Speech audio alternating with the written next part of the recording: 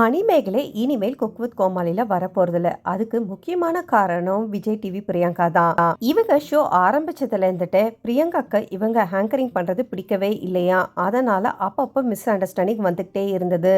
இன்னைக்கு பாத்தீங்கன்னா அது பூதகரமா வெடிச்சு போச்சாம்.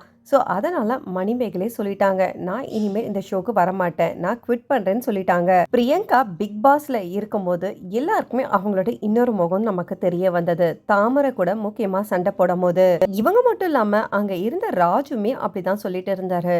பிரியங்கா பொறுத்த வரைக்கும் அவங்க தான் இந்த விஜய் டிவியோட எட்டு மாதிரியும், அவங்க தான் எல்லாமே செய்யற மாதிரியும் மணிமேகலை பேசிட்டு இருக்காங்க. நான் தான் சீசன் 5ஓட டைட்டில் வின்னர்ன்ற மாதிரி தான் சொல்லிட்டு இருந்தாங்க. ஆனா எங்கேயோ ட்விஸ்ட் ஆகி அதுக்கப்புறம் ராஜுவோட பெர்ஃபார்மன்ஸ்ல அவர் டைட்டில் அடிச்சுட்டு போயிட்டாரு. குக் வித் கோமாளில பிரியங்கா வந்த உடனே ஒரு 2 வாரம் அவங்க சைலண்டா தான் இருந்தாங்க. மணிமேகலை பொறுத்த வரைக்கும் அவங்க நல்லாவே ஆங்கரிங் பண்ணிட்டு இருந்தாங்க. அங்கதான் வெடிக்க ஆரம்பிச்சது. மணிமேகலை நிறைய தடவை சொல்லியும் பார்த்துட்டாங்களாம், அதுக்கப்புறம் டீம் கிட்டயும் சொல்லி பார்த்துட்டாங்களாம். ஆனா இவங்க கேட்குற மாதிரி இல்ல. நீ எனக்கு பயந்து தான் நடக்கணும், என்ன மீறி நீ இந்த ஷோல இருக்கவே முடியாதுன்ற மாதிரி சொல்லிட்டாங்களாம். அதனால இவங்க பொறுக்க முடியாம இனிமேல் அந்த ஷோவும் வேண்டாம், இந்த விஜய் டிவியும் வேண்டான்ற மாதிரி சொல்லிட்டு வெளியில கிளம்பிட்டாங்க. நீ என்ன பகைச்சுக்கிட்டா நீ அவ்வளவுதான், உன்னால ஷோல இருக்கவும் முடியாது, ஒண்ணுமே பண்ண முடியாது. அதனால நீ சகிச்சுட்டு தான் போகணும்.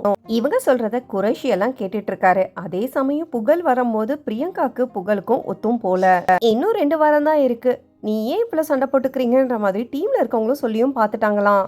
விஜய் டிவில எல்லா ஷோலயும் நான் தான் இருக்கணும், என்னை மீறி நீங்க யாரா பண்ணீங்கன்னா அவ்வளவுதான், இவங்களே எல்லா ஷோவும் பண்ணிக்கிட்டோம், இவங்களே அவார்ட் ஃபங்க்ஷன் போயிட்டோம், என்னோட உழைப்பால வரதை மட்டும் நான் எடுத்துக்கிறேன். இந்த ஷோக்கு வரும்போது நாங்க எல்லாருமே ரொம்ப கஷ்டப்பட்டோம், விழுந்தோம், அடிபட்டோம், எல்லாம் பண்ணி தான் இந்த ஷோல நாங்க அவ்வளோ நாள் இருந்தோம். அவங்களே எல்லா ஷோவும் பண்ணிட்டு போட்டோம். 15 வருஷமா நான் உழைச்சிட்டு இருக்கேன், எனக்காக ஏதாவது ஒண்ணு கிடைக்க தான் செய்யும். இவங்க 2 பேர் மேல யார் மேல தப்பு இருக்குன்னு தெரியல. ஆனா ரக்ஷன் பொறுத்த வரைக்கும் மணிமேகலையும் அதே மாதிரி தானே இவங்களுமே இவரோட ஷோவை எடுத்துக்கிட்டு அவங்க வந்தாங்க.